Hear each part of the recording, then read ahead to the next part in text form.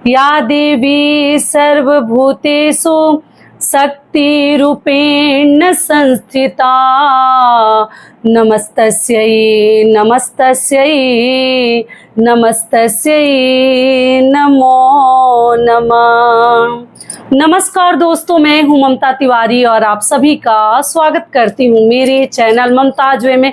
कैसे हैं आप सब? तो ये बताने के लिए कमेंट बॉक्स में जय माता दी हमेशा की तरह जरूर लिखिए। तो चलिए दोस्तों, आज हम इस वीडियो में जानेंगे शारदीय नवरात्रि से संबंधित बहुत सारी महत्वपूर्ण बातें, और आप लोगों के बहुत सारे महत्वपूर्ण प्रश्न हैं कि जैसे अभी पितृपक्ष चल रहा है तो नवरात्रि के लिए हम क्या खरीद सकते हैं, क्या नहीं खरीदें, और बाल वगैरह हमें कब धोनी चाहिए। आप लोग बहुत ज़्यादा चिंता करने लगती हैं कि दीदी पितृपक्ष के अगले दिन ही नवरात्रि शुरू हो जा रही है, तो हम क्या करें ना करें, और भी हमें किन किन बातों का ध्यान रखनी है, नवरात्रि से पहले हो जानी चाहिए। इसी प्रकार के तमाम ऐसे महत्वपूर्ण बातें आज हम इस वीडियो में जानेंगे। कलश स्थापना का शुभ मुहूर्त क्या है वो भी मैं आपको बता दूंगी, तो आप लोग बने रहिए मेरे साथ मेरे चैनल पर। अगर आपको मेरा वीडियो पसंद आता है तो प्लीज आप मेरे चैनल को सब्सक्राइब कर दीजिएगा, बेल आइकन को प्रेस कर दीजिएगा, जिससे कि मेरे वीडियो के नए नोटिफिकेशन आप सभी के पास सबसे पहले पहुंचे। तो चलिए शुरू करते हैं और सभी महत्वपूर्ण बातें जान लेते हैं। तो सबसे पहले दोस्तों आपको बता दूं कि इस साल नवरात्रि जो है, शारदीय नवरात्रि कब से प्रारंभ हो रही है। तो देखिए, आश्विन महीना, जिसको कुआर का महीना भी हम कहते हैं, तो आश्विन माह के शुक्ल पक्ष की प्रतिपदा तिथि 3 अक्टूबर से प्रारंभ हो रही है। पहला दिन प्रतिपदा, जिसको एकम के नाम से भी हम कहते हैं, जो लोग 2 दिनों का व्रत रखते हैं वो 3 तारीख को व्रत रखेंगे, और दूसरा व्रत अष्टमी के दिन रखते हैं। ठीक है, तो एक भी दिन का इस बार जो है 6 नहीं है, 9 दिनों का खड़े नवरात्रि है, और दसवीं जो है ना 12 अक्टूबर को है। तो 3 से लेकर 12 तक नवरात्रि है, दसवीं है, और नौवीं जो है 11 अक्टूबर को है, और अष्टमी तिथि जो है 10 अक्टूबर को है। ठीक है, तो इस प्रकार से जिसको प्रतिपदा के दिन व्रत रखनी है, कलश स्थापना करानी है, घट स्थापना करानी है, वो 3 अक्टूबर को करवाएंगे। दिन है गुरुवार। समझ में आ गया? तो गुरुवार का दिन बहुत अधिक शुभ और सही माना जाता है, आपको मालूम ही है। और इस बार माता जो है पालकी पर सवार होकर आ रही है, मतलब डोली जिसको कहते हैं, तो बहुत ही शुभ संयोग है। तो गुरुवार के दिन हमें घट स्थापना और पहला व्रत जो एकम का है हम रखेंगे 3 अक्टूबर को। तो लोग भी अष्टमी का व्रत रखेंगे, मतलब एकम प्रतिपदा का और अष्टमी का वो रखेंगे 10 अक्टूबर को, और 11 को नौमी है, सिद्धिदात्री माता की पूजा करेंगे, और 12 को दसवीं है। बातों को ध्यान से समझ लीजिएगा और नोट कर लीजिएगा। ये हो गया। अब चलिए आगे जान लेते हैं कि नवरात्रि के लिए हमें क्या क्या तैयारी कर लेनी होती है। तो आपको बता दूं, बहुत अधिक तामझाम में आप लोग ना पड़े, बहुत अधिक चिंता और प्रेशर ना लें। जिनको घट स्थापना करवानी होती है, थोड़ा सा उन्हें चिंता होती है, ब्राह्मण मिलेंगे, समय पे आएंगे, शुभ मुहूर्त में होगा नहीं होगा, और जो खुद से करते हैं उनके लिए तो कोई चिंता वाली बात ही नहीं है। तो आप लोग खुद से भी कर सकते हैं और ब्राह्मण के द्वारा भी करवा सकते हैं।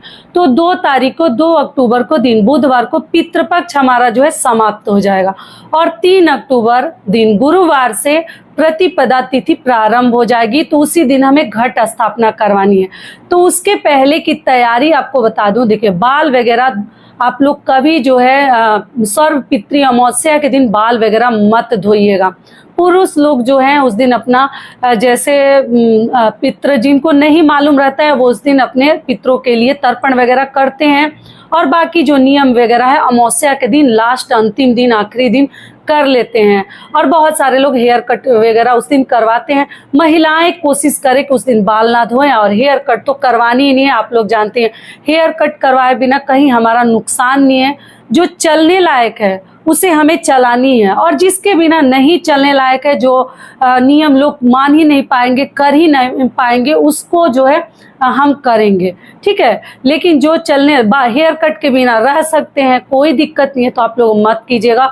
और आप लोग जैसे हेयर वॉश भी मत कीजिएगा, बाल वगैरह मत धोइएगा, अमावस्या के दिन, आप प्रतिपदा के दिन सुबह भोर में भी आप लोग बाल धो सकते हैं, या नवरात्रि में बाल धोते हैं तो उसी दिन आप लोग बाल वगैरह धो लीजिएगा।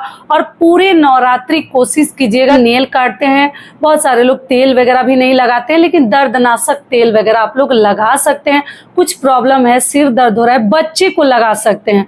कुछ बहनों का प्रश्न है, दीदी पितृपक्ष के दौरान बच्चों को, जी बच्चों के लिए सब माफी है, कुछ नया उनके लिए लेना भी पड़ जाए तो आप लोग ले सकते हैं, लेकिन घर का जो गार्जियन है, जो श्रेष्ठ है, उन्हें ये सब मतलब ध्यान रखनी चाहिए। जिनको समझ है, जो समझदार हो गए हैं, ये सब चीजें मानते जानते हैं, उन्हें तो जरूर बचानी चाहिए। लेकिन आप नवरात्रि हो या पितृपक्ष हो, आप लोग तेल वगैरह लगा सकते हैं बच्चों को, खुद का ना लगाएं, बच्चे तो बचाइएगा। कहीं पेन वगैरह हो रहा है, सिर दर्द हो रहा है, तब लगा सकती हैं।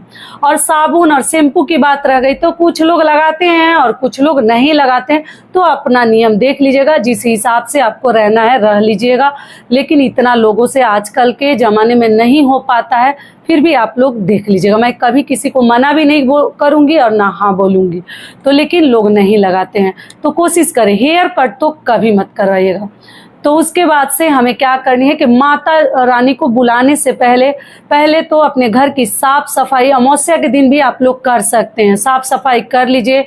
घर में गंगा जल का छिड़काव कर लीजिए। बहुत सारी बहनें बोलती हैं, दीदी अमावस्या के दिन अगर हम करेंगे पितृपक्ष में तो फिर अगले दिन हम माता को कैसे बुलाएंगे, और प्रतिपदा के दिन एक साथ बहुत सारे कार्य हम नहीं कर पाते हैं, जैसे मंदिर की सफाई, बहुत सारी खरीदारी, पूजा पाठ के लिए कैसे होगा। तो खरीदारी आप लोग पितृपक्ष के दौरान भी नवरात्रि के लिए कर सकते हैं, क्योंकि बिल्कुल समय नहीं रहता कि आप जाकर उस दिन ही खरीद कर लाइएगा और उस दिन ही पूजा पाठ कीजिएगा। बहुत सारे चीजें हमें एकत्रित करना होता है, तो आप लोग खरीदारी कर सकते हैं। खुद के ऐसो आराम वाली चीजें नहीं खरीदनी है, बाकी भगवान के लिए आप कुछ भी ले सकते हैं। चुन्नी हो, फोटो हो, पुस्तक हो, पूजा की सामग्री हो, कलश हो, नारियल हो, सब ले सकते हैं। एकदम आप लोग चिंता मत कीजिएगा। सबसे महत्वपूर्ण चीज आपको क्या लेकर आनी है, गंगा जल अगर आपके घर में है तो अति उत्तम, नहीं है तो भी आप लोग अपने घर में जो है हल्दी का पानी, हल्दी आप लोग साधारण जल में मिलाकर पूरे घर में आप लोग छिड़काव कर दीजिएगा प्रतिपदा के दिन।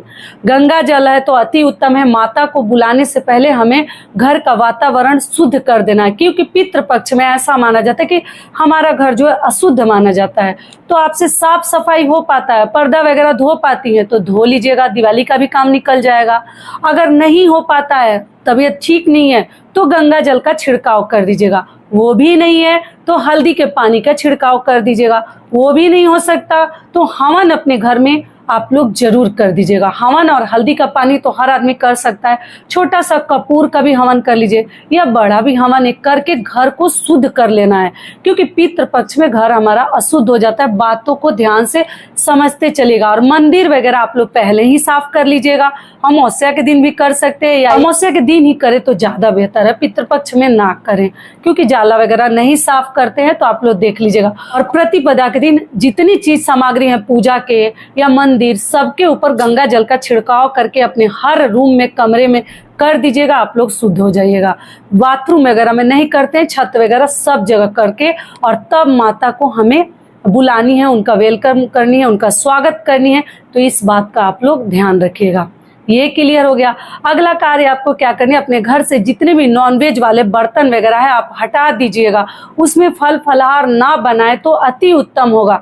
व्रत के लिए ना नया 2-4 प्लेट बर्तन वगैरह आपको खरीद लेनी चाहिए, या एक बर्नर का चूल्हा भी ले सकते हैं। ये आप लोगों के बहुत सारे प्रश्न आने लगते हैं, वो सावन में भी आने लगते हैं और नवरात्रि में भी, तो ले तो ज्यादा बेहतर है। ऐसे अगर मान लीजिए बजट उतना नहीं है तो ठीक है, आप लोग गोबर मिट्टी से चूल्हे को शुद्ध कर दीजिएगा, गंगा जल से कर दीजिएगा, तब उस पर आप लोग फलहार अपना बना सकते हैं।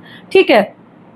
अगला आप लोगों का प्रश्न है, दीदी माता के लिए चुनरी वगैरह मतलब साड़ी चढ़ानी है, प्रतिपदा को ही चढ़ाते हैं, तो क्या ले सकते हैं? जी, माता के लिए आप कुछ भी ले सकते हैं, खुद के लिए मत लीजिएगा। खुद के लिए अगर गलती से कुछ बहनें लिखी हैं, दीदी हम झाड़ू ले लिए हैं तो हमारे हस्बैंड ये लेके आ गए हैं, जो भी लाए हैं रख दीजिएगा, शरीर पर मत डालिएगा और झाड़ू इस्तेमाल के लिए मत निकालिएगा। क्लियर हो गया?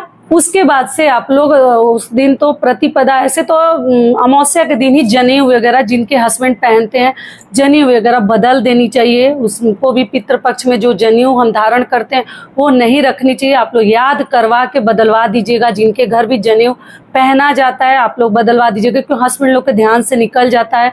तो ये सब कार्य आपको करनी है। नवरात्रि में लिख कर रख लीजिएगा, बाल वगैरह ना कटवाएं। 1 महीना नहीं कटवाएंगे थोड़ा हेयर हमारा बढ़ ही जाएगा, तो उससे हमारा क्या नुकसान है। तो आप लोग इस बात का ध्यान रखिएगा। और अगला कार्य आपको क्या करनी है कि आप लोग जैसे अपने घर में नवरात्रि में कोशिश करें कि लहसुन प्याज हमें नहीं खानी चाहिए। नॉनवेज तो बहुत दूर की बात रह गई। मतलब ऐसा माना जाता है ना, जहाँ धर्म है वहीं धन है। जहाँ धर्म ही नहीं रहेगा वहाँ धन कहाँ से आएगा। तो देखिए मुंह का जो मतलब ये है ना, स्वाद थोड़ा हम कम ही लेंगे, लेकिन भगवान का अगर नाम लेकर अगर सही कर्म करेंगे ना, तो जो किस्मत में होगा उसको तो हम नहीं मिटा सकते, लेकिन कहीं ना कहीं हम भगवान का दिल जीत लेते हैं। तो हमें अगर बचता है, आपके यहाँ किसी को कुछ प्रॉब्लम नहीं है, जैसे कुछ लोगों को डॉक्टर मना करता है कि लहसुन प्याज खानी है, तो उनको आप लोग जरूर खिलाइएगा। लेकिन अगर आप स्वस्थ हैं, सही हैं, किसी प्रकार का दिक्कत नहीं है, तो लहसुन प्याज भी आपको नवरात्रि के दौरान और पितृपक्ष के दौरान नहीं खानी चाहिए। पितरों का अगर आशीर्वाद और भगवान का आशीर्वाद हमें प्राप्त होता रहेगा ना, तो दुनिया के हर जंग हम जीते जाएंगे। तो आप लोग ध्यान रखिएगा इस बात का कि लहसुन प्याज अगर बचता है, हस्बैंड को भी थोड़ा भी समझाइए कि 1 महीना अगर नहीं खाएंगे तो क्या जाता है। लेकिन झगड़ा लड़ाई भी नहीं करनी है। कलह कलेश करके मन में दुख लाकर किसी भी प्रकार का व्रत मत कीजिएगा। पति ही दुखी हैं और हम इधर पूजा पाठ कर रहे हैं, तो ऐसा व्रत भी नहीं करनी है। अगर मानते हैं समझाइएगा तो अच्छी बात है, लहसुन प्याज के बिना खा लेंगे। लेकिन अगर नहीं मानते हैं तो उनको आप लोग खिलाइएगा। एक आप भी अच्छा कर्म कीजिएगा ना, तो आपके भी पूजा पाठ और अच्छे कर्म से पत्नियों के पति आगे बढ़ते हैं। तो छोड़ दीजिएगा, इसके लिए घर में आप लोग कलेश मत कीजिएगा। ये भी मैं समझा देना चाह रही हूँ। और दोस्तों आप सभी से एक छोटी सी रिक्वेस्ट है, अगर वीडियो पसंद आता है तो चैनल को पक्का सब्सक्राइब कर दीजिएगा और वीडियो को लाइक कर दीजिएगा, क्योंकि आपके एक छोटी सी लाइक से हमें बहुत अधिक हिम्मत और प्रेरणा मिलती है। तो जरूर कर दीजिएगा। और एक बहन मेरी लिखी है, दीदी हमारा बच्चा बोलता है कि हम लोग तो सब्सक्राइब कर चुके हैं, अब पक्का कैसे बताएं कि हम लोग कर दिए हैं।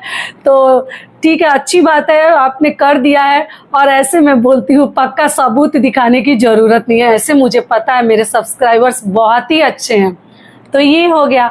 अब चलिए आगे जान लेते हैं। आप लोग पूछे हैं कि दीदी नवरात्रि के दौरान पितृपक्ष में जो चीजें पूजा की सामग्री हम इस्तेमाल कर रहे हैं, वो कौन कौन सी चीजें हमें हटा देनी है मंदिर से।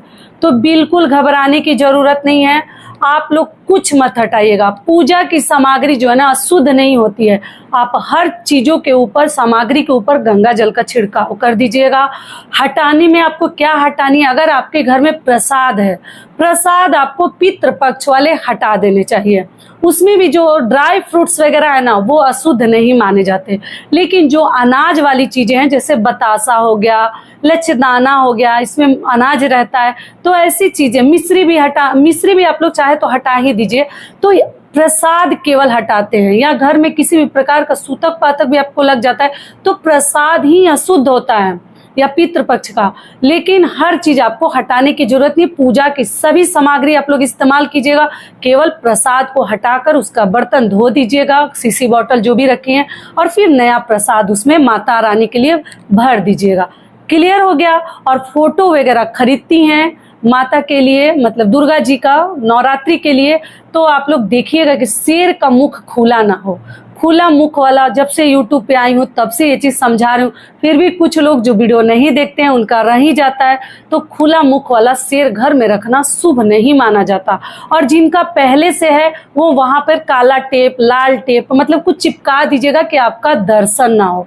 सभी बातें नोट कर लीजिएगा कि आपके द्वारा गलती ना हो। और नया बर्तनों में ही कोशिश करें कि फलाहार बनाए, अगर बजट आपका अच्छा है तब। नहीं है तो कोई बात नहीं, जो है यथाशक्ति तथा भक्ति उसी को शुद्ध करके खानी है। तो आशा करती हूँ सभी बातें नवरात्रि के लिए आप लोगों को समझ में आ गई होगी। और अगला आप लोगों का प्रश्न है कि दीदी जैसे नवरात्रि में हम 2 दिनों का व्रत रखते हैं, तो क्या हमें दीपक प्रज्वलित करना जरूरी है, अखंड दीपक? तो जी नहीं, जो लोग 2 दिनों का व्रत रखते हैं, प्रतिपदा के दिन, पहले दिन और 8वें दिन, आपकी इच्छा के ऊपर है, श्रद्धा है तो आप लोग अखंड दीपक प्रज्वलित करके रख सकते हैं, वरना कोई जरूरी नहीं है। दोनों समय सुबह शाम केवल दीपक प्रज्वलित करके पाठ भी कर सकते हैं, आरती भी कर सकते हैं। ठीक है, सप्तशती दुर्गा जी का पाठ किया जाता है, मेरे चैनल पे भी आप लोग चाहें तो चेकआउट कर सकते हैं, सुन भी सकती हैं, पढ़ भी सकती हैं।